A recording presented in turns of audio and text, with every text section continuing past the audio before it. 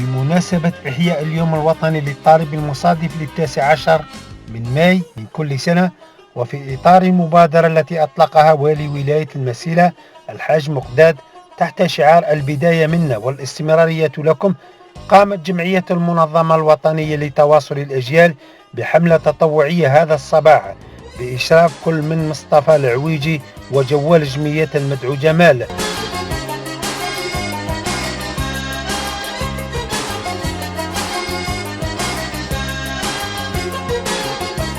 هذه الحملة التطوعية شملت الشارع الرئيسي لثانوية المدخل الغربي للجهة الجنوبية، والتي تتواجد بها مساحة غير مستغلة أرادت الجمعية أن تستغلها كمساحة خضراء ومتنفس للأطفال الصغار.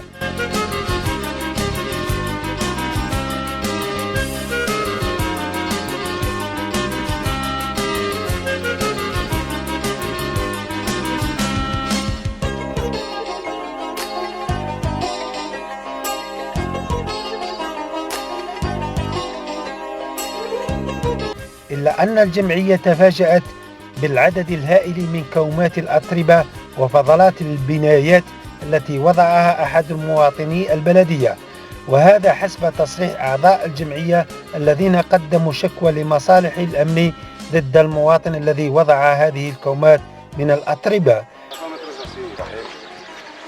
إن شاء الله راح نبشروا بهذا المشروع هذا، راح نديروا متنفس إن شاء الله للشباب مساحة خضراء. هذه هي، واش نطلبوا من السلطة إن شاء الله تعاوننا. حنا رانا نطلبوا، وكاينين بعض من المواطنين راهم يرميو في الأوساخ. هو الأوساخ هذه حنا ماذا بينا يعني ناخذوا لقينا مساحة فارقة ناخذوها نديروا لها أشجار، ناخذوها حديقة الأطفال يروحوا كمتنفس.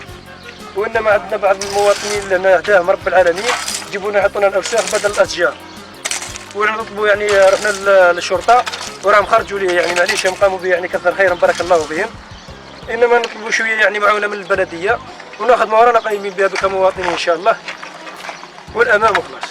فإلى متى يبقى المواطنون ينتهجون مثل هذه السلوكات التي تسيء للبيئة، خصوصا ونحن على أبواب فصل الصيف الذي تكثر فيه العقارب والثعابين ناهيك عن أشياء أخرى؟ بلدية ولاد عديل قبالة، ولاية المسيلة، ومنها كان معكم العويجي جلول. شكرا لكم.